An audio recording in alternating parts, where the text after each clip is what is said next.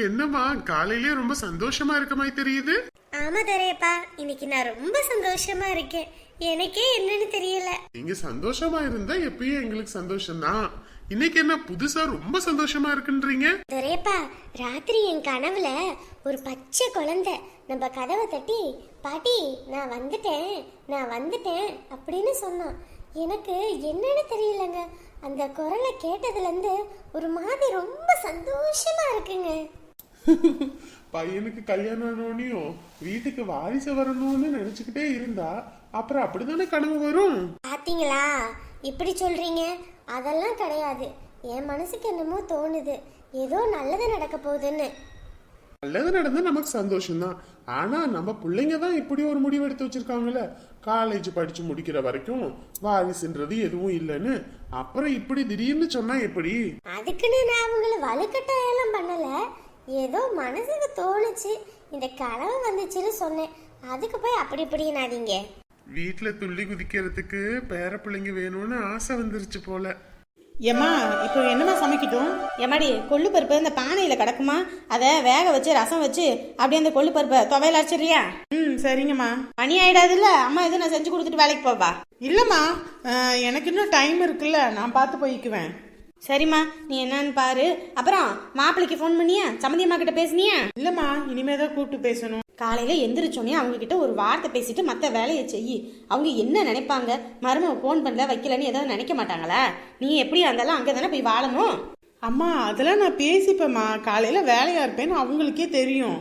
என்ன வேலை வெட்டி பிறந்த வீட்டில் இருந்தாலும் புகுந்த வீட்டுக்காரவங்கள்ட்ட நம்ம ஒரு வார்த்தையாவது பேசணும். அப்படி பேசினா தான் எந்த ஒரு சண்டை சச்சனும் வராது. நம்ம பாட்டுக்கு பேசாம நமக்கு என்னப்பா அப்படின்ட்டு இருந்தோன்னு வச்சுக்க, பின்னாடி அந்த வீட்டில் போகும்போது உனக்கு தான் குடைச்சலா இருக்கும். ஒரு வார்த்தை பேசுறதுல நம்ம ஒன்றும் குறைஞ்சிட மாட்டோம். சரியா? சரிம்மா. ஐயோ ஐயோ, என்னம்மா என்ன ஆச்சு? இல்லைம்மா, காலையிலேருந்து நெஞ்சு கரகரனே இருக்கு. ஐயோ ஒமற்றமா இருக்குமா? என்னத்த சாப்பிட்ட? ஒன்னும் சாப்பிடலம்மா, காஃபி தான் குடிச்சேன். ஏதோ வயிற்ற பரட்டிக்கிட்டு வர மாதிரி இருக்குமா. ஐயோ என்ன எதுன்னு தெரியலையே, காலங்கத்துல வெறும் வயிற்றுல போய் டீயா குடிச்சுக்கிட்டு இருக்கிற. சரி வா, என் வாந்தி எடு, வா வா. ஷோ, காலங்கத்துல பிள்ளைக்கு என்ன ஆச்சுன்னு தெரியலையே. ஏதாவது ஒன்னா அவங்க வீட்டுல நம்மள உண்டுலன்னு ஆக்கிடுவாங்க.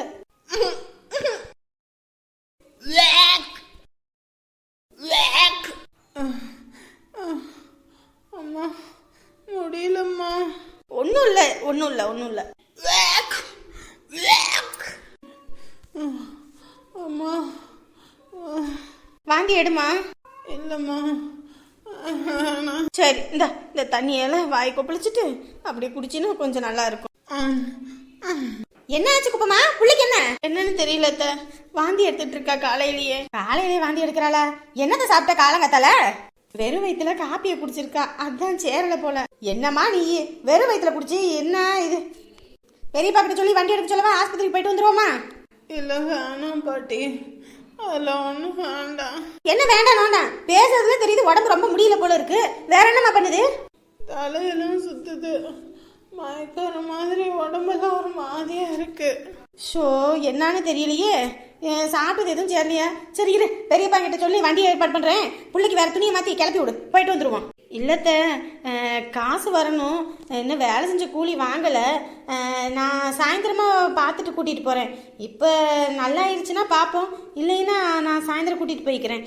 எதுக்கு அவங்களுக்கு சிரமம்? ஏண்டி இது உன் புள்ள மட்டும் இல்லடி, அவனுக்கும் புள்ளதான். அதை முதல்ல ஞாபகம் வச்சுக்க. என்னமோ பேசுற அப்புறம் பேச்சு. புள்ளைய கிளப்பி விடு. காசு தாமா காசு, அவன் சம்பாதிக்கிறதுல நம்ம பிள்ளைங்களுக்கு தானே. போய் கிளப்பி விடு. சரிங்க அத்தை. சரிம்மா வா, வந்து கிளம்பு. சங்கரு, ஏயா சங்கரு, சங்கரு. இந்த வாரமா என்னம்மா, என்ன விஷயம்? ஐயா சின்ன பொண்ணுக்கு உடம்பு சரியில்லை போல. அச்சோ, உடம்பு சரியா? என்னம்மா சொல்றீங்க? என்ன ஆச்சு?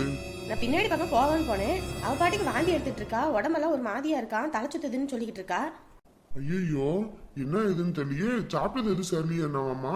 காலையில டீ தண்ணி குடிச்சாலாமா, அதான் சேரல போல இருக்கு. வாயா, வண்டி எடுத்துன்னு ஆஸ்பத்திரி கூட்டிட்டு போயிட்டு வந்துருவோம்.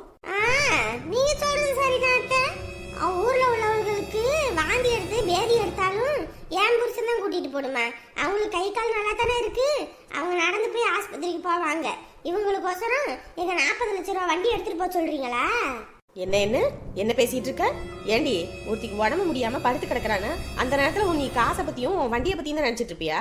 இங்க பாருங்க, என் புருஷன் வெளிநாட்டுல கஷ்டப்படுறாருன்னு சொல்றீங்கல்ல, அப்படி கஷ்டப்படுறவரு இங்க ஊர்ல உள்ளவங்களுக்கு எல்லாம் கொடுத்து அழிச்சுக்கிட்டு இருக்கு, வண்டி எடுத்துக்கிட்டு போய்கிட்டு வந்துகிட்டு இருக்கணுமா? பாத்தியாயா எதை கோத்து பேசுறான்னு? ஏண்டி கொஞ்சமாவது உனக்கு கூறு இருக்கா இல்லையாடி? இல்ல கூரை எல்லாம் கழட்டி வச்சுட்டு உட்காந்துருக்கியா? எனக்கெல்லாம் இருக்கவும் தான் பேசுறேன்.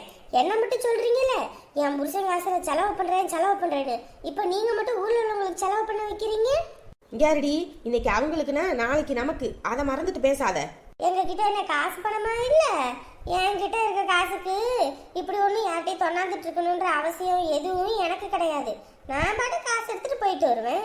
ஆமாப்பா, நீ காசு இருக்கிறவனா கட்டி இருக்க, அதனால நீ எடுத்தோடனே போவ உனக்கு உடம்பு முடியலன்னா. ஆனா அவங்க அந்த மாதிரி கிடையாதுல்ல.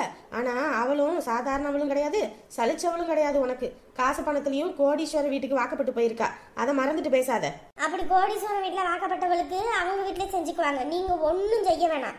புருஷன் காசுல உட்காந்து சாப்பிட்ற உனக்கெல்லாம் சொந்த காலில் நின்று சாப்பிட்றவங்கள பார்த்தா உனக்கு இலக்காரமா தான் இருக்கும். ஆமா இருக்கும். ஏங்க இங்க பாருங்க, நீங்க எங்கேயும் போக கூடாது சொல்லிவிட்டேன். ஊர்ல உள்ளவங்களுக்கு ஏதாவது ஒண்ணுன்னா அவங்க வீட்டுல பாத்துப்பாங்க. யாரு நானே வெளிநாடு போயிருவேன், உன் உடல்நிலையும் என்னைக்கு ஒரே மாதிரி இருக்காது. நமக்கு ஒண்ணுனாலும் உனக்கு ஏதாவது ஒண்ணு அவங்க தான் வந்து பாப்பாங்க, அதை மறந்துட்டு பேசாத, அவ்வளவுதான் சொல்லிவிட்டேன். என்னை எவனும் பார்க்கணுன்ற எந்த அவசியமும் கிடையாது.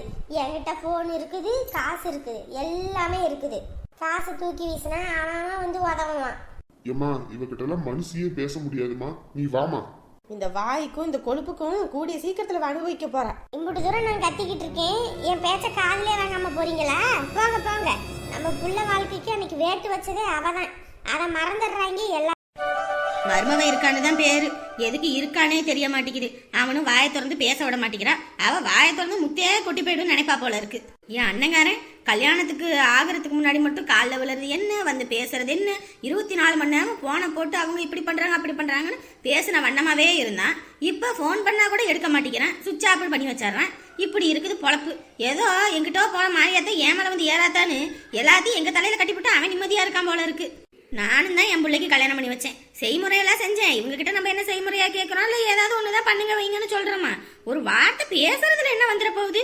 சொந்தம் வேணும்னு சொல்லி கல்யாணத்தை முடிச்சோம். இங்க அதுக்கப்புறம் தான் சொந்தமே இல்லாம போயிடும் போல இருக்கு. அவங்க சுமைய நம்ம தலையில கட்டிட்டாங்க போல இருக்கு. நமக்காக அவரு எவ்வளவோ விட்டு கொடுத்து போறாரு.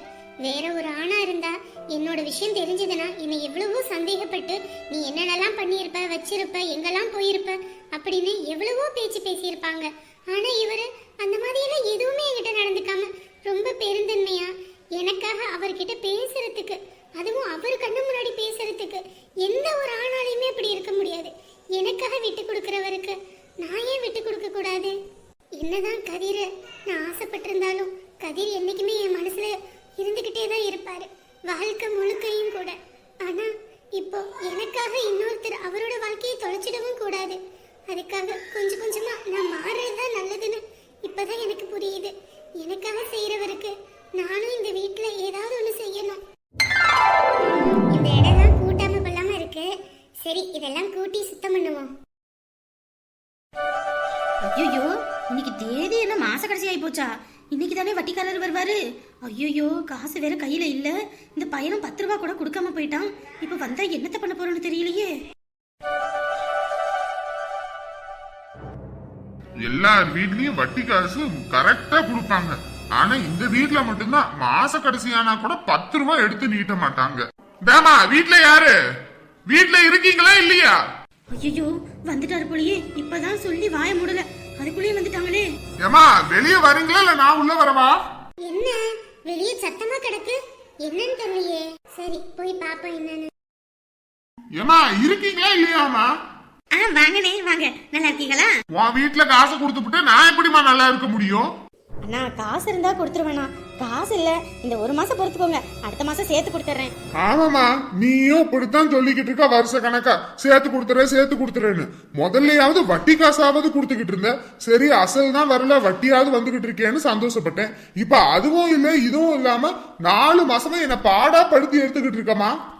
ஏன் இவங்க இப்படி பேசுறாங்க? என்ன ஏதுன்னு தெரியலையே. முதல்ல மாதிரி வேலை வெட்டி எதுவும் இல்லை, உங்களுக்கே தெரிஞ்சது தான். பையன் போயிட்டு வர சம்பளத்தை வச்சு தான் குடும்பத்தையே ஓட்டிக்கிட்டு இருந்தோம். அதுவும் இல்லாமல் பேத்திக்கு காது குத்து அது இதுன்னு ஏகப்பட்ட செலவு. இந்த ஒரு தடவை பொறுத்துக்கோங்க, அடுத்த மாதத்துலேருந்து கொடுத்துறேன். பையனுக்கு இப்போ வேற வேலை கூட கிடச்சிருச்சு, எப்படியும் கொடுத்துருவோம். யாருமா நீ யாருக்கு வேணா காது குத்தி, எனக்கு காது குத்தணும்னு நினைக்காத. எனக்கெல்லாம் ஏற்கனவே குத்தியாச்சு. இதுக்கு மேலேயும் என்னால எதையும் கேட்டுக்கிட்டு இருக்க முடியாது. நீ இந்த வீட்டு பத்திரத்தை வச்சுதான் என்கிட்ட காசை வாங்கியிருக்க. சும்மா நான் வந்துட்டு உங்க வீட்டுல வந்து குடுங்க குடுங்கன்னு கேட்டுக்கிட்டு இருப்பேன்னு நினைக்கிறியா? இதுக்கு மேல நான் வரமாட்டேன். காசு என் வீடு தேடி வரணும். இல்லையா எல்லாத்தையும் வீட்டை காலி பண்ணி போட்டு நான் பாட்டுக்கு போய்கிட்டே இருப்பேன். சொல்லிவிட்டேன். ஐயோ அப்படியெல்லாம் பண்ணிடாதீங்க, நான் உடனடியாக காசுக்கு ஏற்பாடு பண்ணுறேன், ஏதாவது பண்ணுறேன். என் மேலே கொஞ்சம் நம்பிக்கை வைங்க. ஆமா, உன் மேல நம்பிக்கை வச்சு எனக்கு நம்ம வரப்போகுது? என் வீட்டுல என் பொண்டாடி வாழ்னு கத்துறா. அந்த வீட்டுல காசை கொடுத்தியே, காசு கொடுக்கலன்னா போய் பொருள் எடுத்துட்டு வான்னு. நான் அப்படியெல்லாம் ஏதாவது கைவரிசை பண்ணி இருக்கேனா? சொல்லுமா. மத்தவங்க வீட்டுல எல்லாம் காசு பணம் கொடுக்கலன்னா வீட்டுல இல்ல பொருள் எடுத்துட்டு போவேன். ஆட்டோமேட்டிக்கா வீட்டுக்கு வரும் காசு. உன் வீட்டுல அப்படி பண்ணாம இருக்கிறதுக்கு காரணம் நீங்க முதல்ல எல்லாம் ஒழுங்கா கொடுத்தீங்க, இப்ப கொடுக்காதனாலதான். ஒழுங்கா காசை கொடுக்குற வழியை பாருங்க. இதுங்களுக்கு காசை கொடுத்துப்புட்டு நம்ம வந்து மாடா தேயறதா இருக்கு. ஏன் அவரு இப்படி பேசிட்டு போறாங்க? எல்லாம் என் தலையெழுத்து, நான் வாங்கிட்டு வந்து வரேன். அப்படி ஏமா ரொம்ப எதுவும் உடம்பு முடியலையாமா? இல்ல பெரியப்பா, அது வாமிட் தான், நிக்காம வந்துட்டே இருக்கு. என்னம்மா இது எப்பையில இருந்து இருக்கு? நேத்துல இருந்தே ஒரு மாதியாவே இருந்தது, இன்னைக்கு காலையில இருந்து தான் வாமிட்டாவே வந்துட்டு இருக்கு. எதுவுமே கொஞ்சமா இருக்கும்போது சொல்றது இல்ல, அப்படியே விட்டுறது. இந்த காலத்து பிள்ளைங்க இப்படியே இருக்குது. பெரியவங்க கிட்ட ஏதாவது ஒன்று சொல்லணும் வைக்கணுன்றதெல்லாம் யோசிக்கிறது கிடையாது. ஏக்கா எங்கக்கா வேலைக்கு வரலையா? இங்க கிளம்புற இருக்கு. ஆமா முதா, இன்னைக்கு வேலைக்கு வரல, பிள்ளைக்கு உடம்பு முடியல, அதான் ஆஸ்பத்திரி கூட்டிட்டு போறோம். உடம்பு முடியலையா? இன்னைக்கு தானக்கா நெல்லு தரேன்னு சொன்னாரு கூலிக்கு, அதனாலதான் நெல்லு வாங்க போலான்னு இருந்தேன். வரலைன்னா இருந்தாலும் ஏமாத்தி போடுவாரேக்கா. பிள்ளைக்கு ரொம்ப முடியலமா, அதுதான். என்ன பண்ணுது சின்ன பொண்ணுக்கு? காலையில இருந்து ஒரே வாந்தியா எடுத்துக்கிட்டு இருக்கிறா, தலை சுத்துது, உடம்பெல்லாம் முடியலன்னு. நேத்துல இருந்து இருக்குது, அவ ஒன்னும் சொல்லாம விட்டுவிட்டா. ஐயோ, கருக்கு எதுவும் போட்டு கொடுத்தீங்களா? இல்லம்மா, எதுவும் போட்டு கொடுக்கல. ஏக்கா அப்படி எதுவும் இருந்துச்சுன்னா உடம்பு சரிதான் நம்ம ஊர் பக்கம் கருக்கு போட்டு கொடுப்பாங்கல்ல, போட்டு கொடுத்தது இந்நேரத்துக்கு நல்லா இருக்கும். இல்லம்மா, கல்யாணம் வேற ஆயிருக்கு, இந்த நேரத்துல அது இதெல்லாம் போட்டு கொடுக்க கூடாது. அதுவும் இல்லாம நம்ம பெரிய இடத்துல சம்மந்தம் பண்ணியிருக்கோம். பிள்ளைக்கு நம்ம ஏதாவது செஞ்சு கொடுத்து அது உடம்பு கொத்துக்காம ஏதாவது நாய் போச்சுன்னு வச்சுக்க, நம்மள நம்பி விட்டுருக்காங்க, ஏதாவது ஒண்ணா நம்மளெல்லாம் பிடிச்சிக்குவாங்க. அதான் ஒரு ஏதாவது கூட்டிட்டு போயிட்டு வந்துடலான்ட்டு கூட்டிட்டு போயிடும். சரிக்கா, அப்ப இப்படி இருக்க சூழ்நிலையில என்ன பண்ண முடியும்? சரி நீங்க பாத்து போங்க, உங்களுக்கும் சேர்த்து நானே வாங்கிட்டு வந்துருவா. சரியம்முதா, வாங்கி நீ அங்க வச்சா கூட நான் எடுத்துக்குவேன். சரிக்கா, பாத்து போங்க பாத்து போங்க. சரி ஏறுமா. போயிட்டு வராமதா. பாத்து போயிட்டு வாங்கக்கா. பாவம் என்ன ஏதுன்னு வேற தெரியலையே. பத்திரகாளியக்கா, பத்திரகாளியக்கா. அமுதா கிளம்புவோமா? போவாங்க. எழுத்த வீட்டுல அவங்க வரலையா? சின்ன பொண்ணுக்கு உடம்பு சரியில்லக்கா, அதான் ஆஸ்பத்திரி கூட்டிட்டு போறாங்க. உடம்பு சரியில்லையா? உடம்புக்கு என்னவா?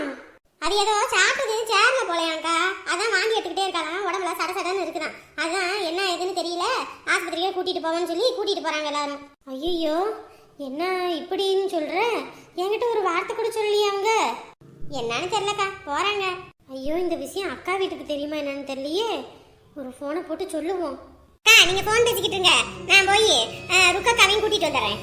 சரிம்மா, போயிட்டு வா. ஹலோ அக்கா, அக்கா கேக்குதா? நான் நல்லா இருக்கேன்க்கா. அக்கா நம்ம சின்ன பொண்ணுக்கு உடம்பு முடியலையாக்கா, அவங்க வீட்ல இருந்து ஆஸ்பத்திரி கூட்டிட்டு போறாங்க. என்ன பத்திரகாளி சொல்ற? என்ன ஆச்சு? என்னன்னு தெரியலக்கா, வாந்தி எடுத்துக்கிட்டு இருக்காளாம், உடம்புல சடசடன்னு இருக்குன்னு சொல்லி இப்பதான் அவங்க வீட்ல இருந்து கூட்டிட்டு போறாங்க. என்ன ஏதுன்னு வேற தெரியல. இது துரைய போன் பட்டு என்னன்னு கேட்க சொல்லு. ஐயோ, என்ன ஏதுன்னு வேற தெரியலையே. சரி நான் என்னன்னு கேட்க, நீ பக்கத்துல போயிட்டு வந்திருக்கலாம்ல. அக்கா அவங்க போனதே எனக்கு தெரியாது, இப்பதான் அமுதா சொன்னுச்சு நான் வேலை கிளம்பிட்டு இருக்கும்போது. இப்பதான் தெரிஞ்சோன்னு உனக்கு கூப்பிட்டேன், சொல்லலைன்னா நீ என்னை திட்டுவேன்னு. அவங்க எந்த ஆஸ்பத்திரிக்கு போயிருக்காங்க என்ன ஏதுன்னு தெரியல. அவங்க வந்தோடனே நான் என்ன ஏதுன்னு பார்த்துட்டு உனக்கு கூப்பிடுறேன், சரியா? சரிம்மா, நான் என்னன்னு ஃபோன் போட்டு கேட்குறேன், சரியா? சரிக்கா, நீ பாரு, நான் வைக்கிறேன். சரிம்மா. கடவுளே, எதுவும் இருக்கக்கூடாது, நல்லபடியா வந்துடணும்ப்பா.